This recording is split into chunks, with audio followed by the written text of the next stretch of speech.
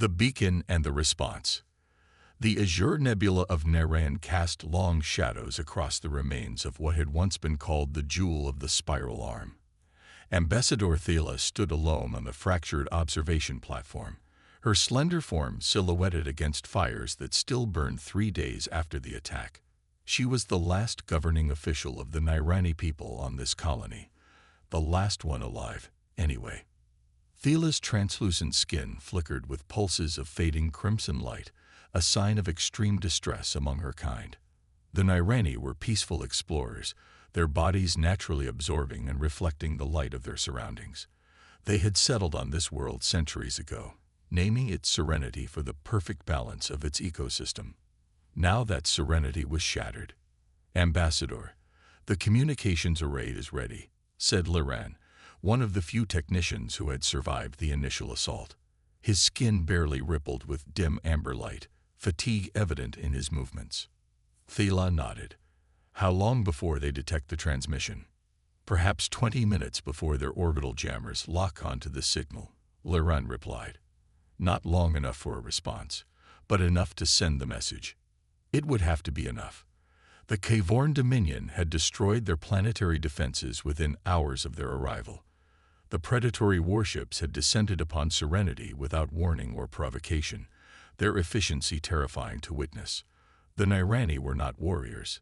They never had been. Their admission to the Galactic Conclave centuries ago had been based on their sciences, arts, and diplomatic philosophy. None of that mattered now, with their people being systematically eradicated. Thela followed Liran down a narrow stairwell into what remained of the command center. Bodies lay where they had fallen, their skin now permanently dark. She forced herself not to look at their faces. "The Conclave ignored our first 4 distress signals," said Mela, Thela's civilian advisor who worked at the battered communications console. "They claim we're too far from established territories to warrant immediate assistance. We're not calling the Conclave this time," Thela said, her voice firm despite her fear. Mela and Liran exchanged worried glances, their skin flashing with patterns of confusion. "Then who?" Liran asked. Thela took a deep breath. "Earth." The silence that followed hung heavy in the air. Even among the distant worlds of the galaxy, everyone knew about Earth and its inhabitants, the Deathworlders. The apex predators deemed too dangerous to join galactic society. "But the quarantine," Mela whispered, her skin flashing with patterns of alarm. "Contact with Earth is forbidden by Conclave law." "We have no choice," Thela replied. "The Conclave has abandoned us. The Kavorn will return to finish what they started. The humans are our only hope." She had studied the classified reports on humans during her diplomatic training, a species that evolved on a high-gravity, radiation-bathed planet filled with predators. Their bodies were dense with muscle, their reactions unnaturally fast, their tolerance for pain beyond comprehension. Most disturbing of all was their psychology, aggressive, territorial, and fiercely protective. Exactly what the Nirani needed now. Thela placed her hand on the communications panel. It recognized her biometric signature and activated. "This is Ambassador Thela of Serenity Colony, transmitting on all frequencies to any Earth vessel that can hear this message. Our world is under attack. The Kavorn Dominion has destroyed most of our settlements and is exterminating our people. The Galactic Conclave has abandoned us." She paused, fighting back the emotion that threatened to overwhelm her voice. "I know contact is forbidden. I know your world is under quarantine. But please, we have children here, families. We cannot fight. We need your help. The coordinates for Serenity follow this transmission." She added final words that she hoped would reach the humans on a level the Conclave never understood. "You are our last hope. Please answer our SOS." The message launched into space, racing toward a forbidden sector that most civilized species avoided at all costs. As promised, the transmitter lasted exactly 20 minutes before the Kavorn jammers located it and destroyed the remaining communications array. Thela looked up at the stars becoming visible in the darkening sky. "Now we wait," she said, but deep inside, A new emotion flickered in her light patterns. Hope. Admiral Elena Reyes stood motionless as the alien message played again. The soft, melodic voice, speaking perfect English, echoed through the United Earth Defense Council chamber. 50 pairs of human eyes watched the holographic display showing the coordinates of a world called Serenity. Ambassador Thela sent her message 7 days ago, Miguel noted, concern in his voice. Then we better hurry, Reyes said. She pressed the ship-wide communication button. All hands, prepare for departure. Today, humanity answers a call that no one else would. Today, we show the galaxy who we really are.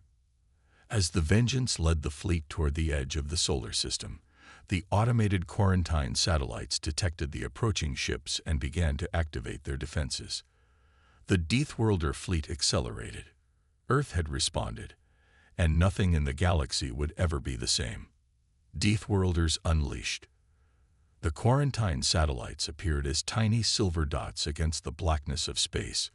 For 40 years, these automated sentinels had kept humanity confined to their solar system, following the orders of a galactic conclave that had never actually met a human. Commander Miguel Alvarez stood on the bridge of the Vengeance, watching the main screen as the distance closed. Range to quarantine line, 10,000 kilometers, announced the tactical officer. Admiral Rice's voice came through the fleet-wide communication system. All ships, activate defense systems. Prepare for quarantine response. Miguel turned to Dr. Singh, who was studying the data flowing across her console. What do you think, Doctor? Will your predictions hold? Amara nodded confidently. The quarantine satellites were designed to track and disable single ships attempting to leave the system. They've never faced a coordinated fleet using our countermeasures. The first warning shot flashed across the Vengeance's bow, a pulse of energy designed to disable engines rather than destroy. The quarantine wasn't meant to kill humans, just keep them contained. Countermeasures deployed, Miguel ordered. From each of the 16 ships, smaller drones launched into space, broadcasting false engine signatures. The quarantine satellites' targeting systems suddenly had to track not 16 ships, but over 200 potential targets. Formation Delta, Reyes commanded. Vengeance takes point. The human fleet shifted, forming a wedge with the flagship at its tip. The satellites fired again, this time hitting 3 of the drones, which exploded in brief flashes of light.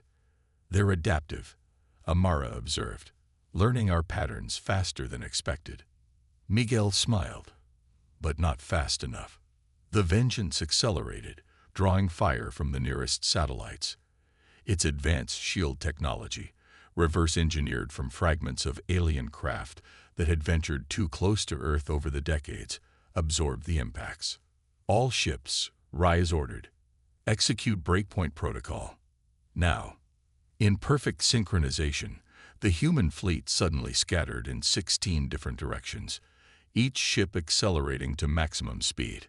The quarantine system, designed to create a net of overlapping fire, couldn't track them all.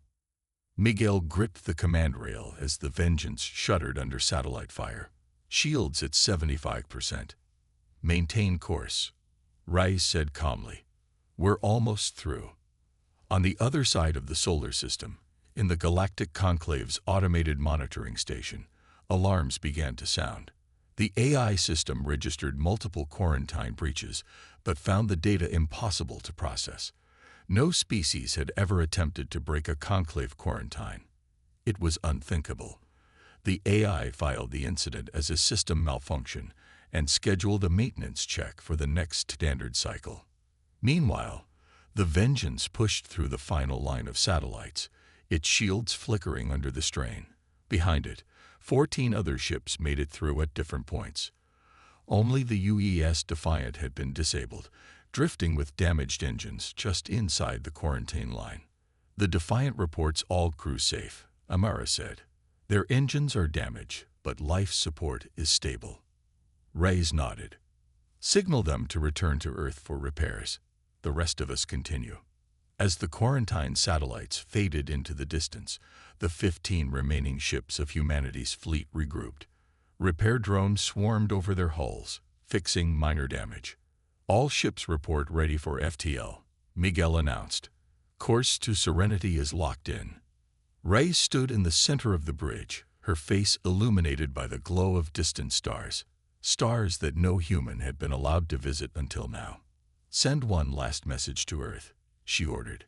Tell them the quarantine is broken. Miguel looked at the view screen where the coordinates for Serenity pulsed steadily. Do you think we'll make it in time? We have to, Rise replied. Humanity has waited too long for this moment to fail now. Dr. Singh joined them, her tablet showing the translated distress call from Ambassador Thela. The Nirani don't know what they've done, she said quietly. By calling us, they've changed everything.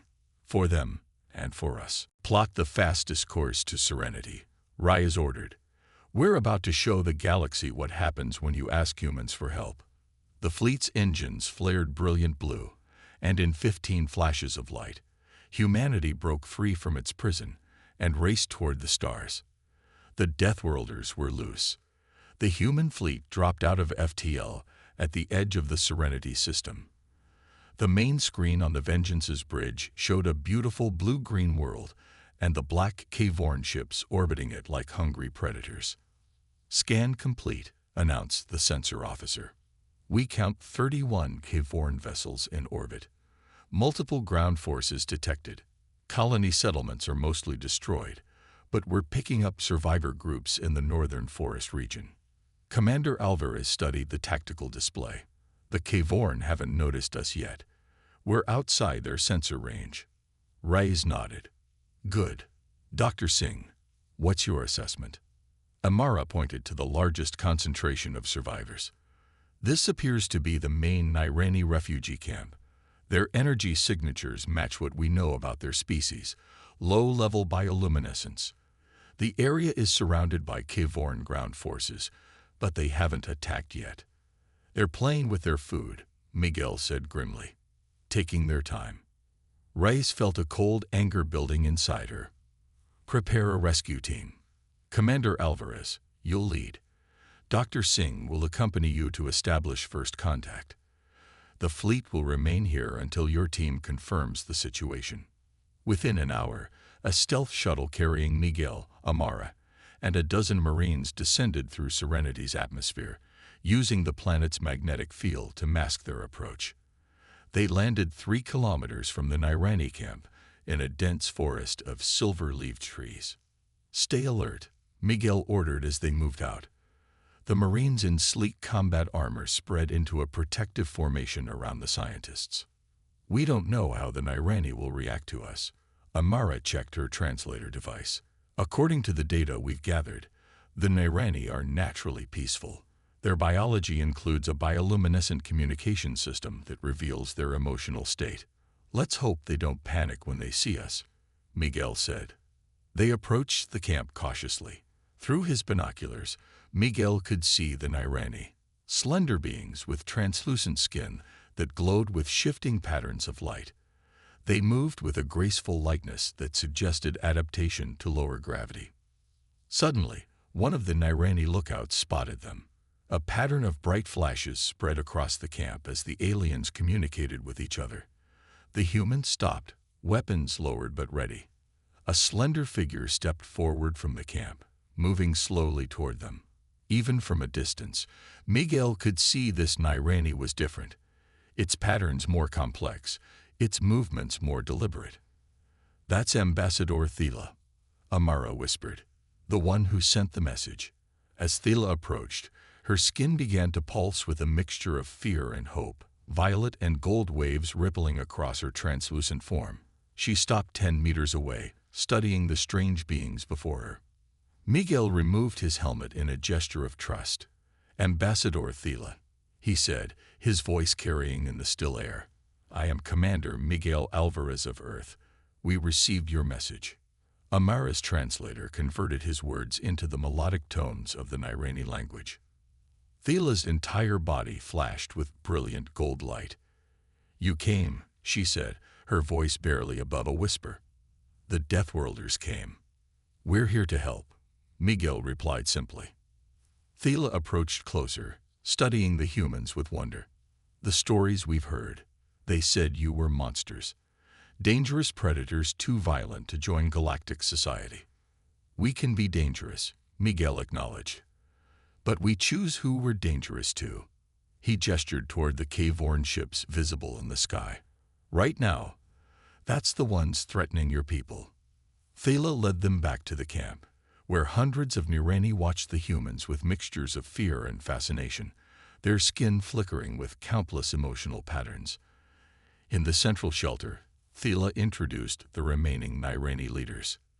"The caveworn attack without warning," she explained. "They've destroyed our cities, our defense systems. Those who resist are killed immediately. The others are processed." "Processed?" Amara asked. "The caveworn consume other species," Laren explained, his skin darkening with horror. "Not for sustenance, but for pleasure.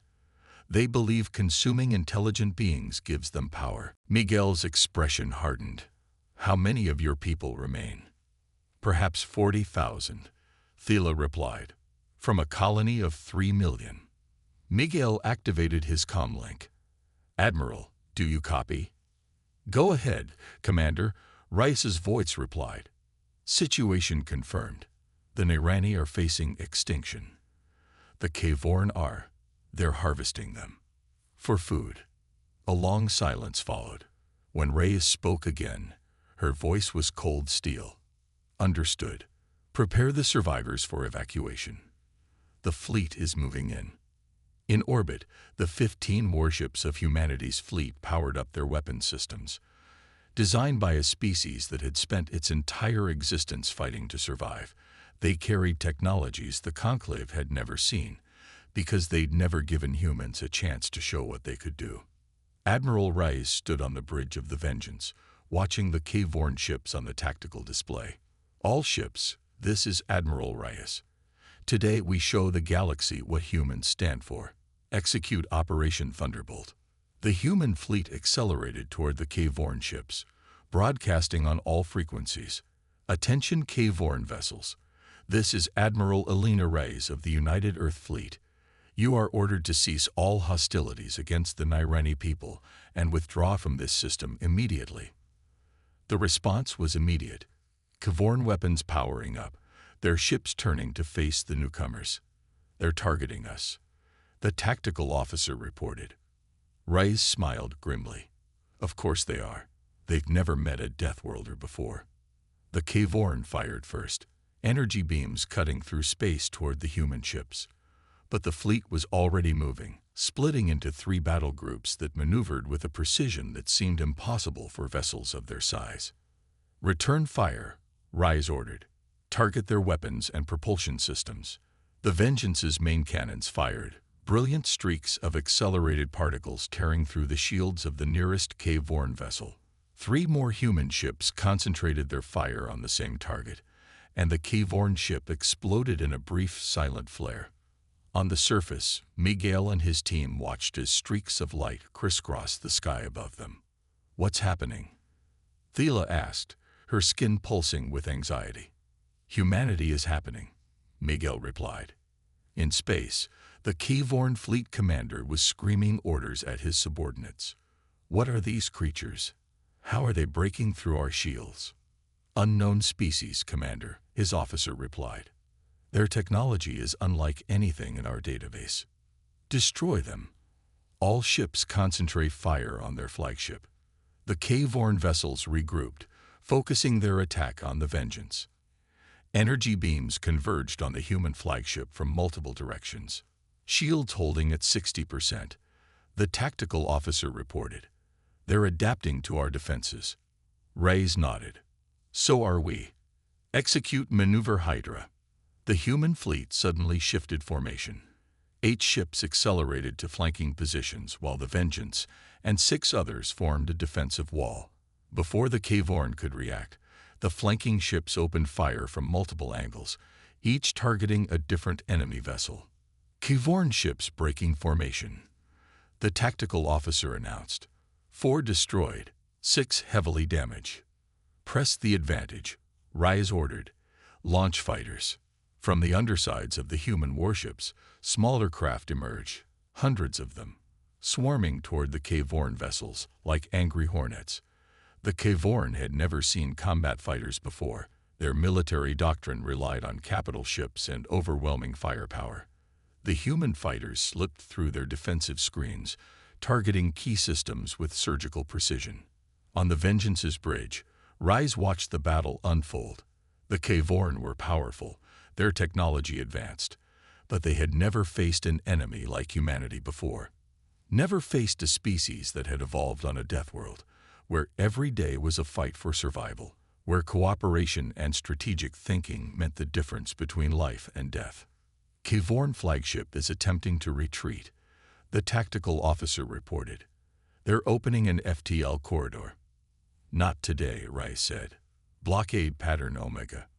4 human ships moved to intercept, cutting off the K-Vorn flagship's escape route. Trapped between human warships, the K-Vorn commander made his final mistake. He ordered his remaining ships to fight to the death. All vessels, this is Admiral Rice. End this. The human fleet's combined firepower converged on the remaining K-Vorn ships. One by one, they flared and went dark. The battle for Serenity was over. On the surface, the Nairani watched in awe as the lights of battle faded from their sky. Human dropships began to land near the refugee camp, bringing medical supplies, food, and security teams to deal with any remaining K-Vorn ground forces. Ambassador Thila stood beside Commander Alvarez as Admiral Rice's shuttle descended. Her skin glowed with a color Miguel hadn't seen before, a deep royal blue that seemed to spread to the other Nairani as well. What does that color mean? He asked quietly. It has no direct translation in your language, Thila replied. The closest would be reverence mixed with gratitude. It is a color we reserve for moments that change the course of history. Admiral Reyes stepped off the shuttle, her uniform pristine despite the battle she had just commanded. She approached Thila and offered a formal vow. Ambassador Thila, I bring greetings from Earth. Your message was heard. Thila's skin rippled with emotion. Admiral Reyes, you have saved what remains of my people. We had heard stories of the Deathworlders, tales meant to frighten children. They called you monsters. Sometimes, Reyes replied, you need monsters on your side. In the days that followed, human ships secured the Serenity system. Medical teams worked tirelessly to help the Nairani survivors. Engineers began rebuilding critical infrastructure. And on the 3rd day, something unprecedented happened. A conclave diplomatic vessel arrived, having detected the quarantine breach and the destruction of the K-Vorn fleet. The conclave representatives, expecting to find chaos and violence, instead discovered humans working alongside the Nairani, protecting them, healing them, helping them rebuild. This changes everything, the conclave ambassador admitted to Reyes during their first meeting. For 40 years, we believed humanity was too dangerous to join galactic society. We are dangerous, Reyes acknowledged, but only to those who threaten the innocent. The quarantine is broken, Ambassador. Humanity has entered the stars. The question now is, will you continue to fear us, or will you work with us? As the conclave ship departed with news that would shake the foundations of galactic politics, Thila stood with Admiral Reyes on the observation deck where she had sent her desperate message. Do you regret calling us? Reyes asked. Thila's skin glowed with that same royal blue. Never. We sent an SOS into the darkness, and the Deathworlders answered with fire. Fire that burned our enemies but spared the innocent. She turned to face Reyes fully. The galaxy feared you because they did not understand you. They will learn, as we have, that there is nothing more terrifying, or more comforting, than having humans on your side. Above them, the stars seemed brighter somehow, as if the galaxy itself was waking to a new reality. The Deathworlders had arrived, and nothing would ever be the same again.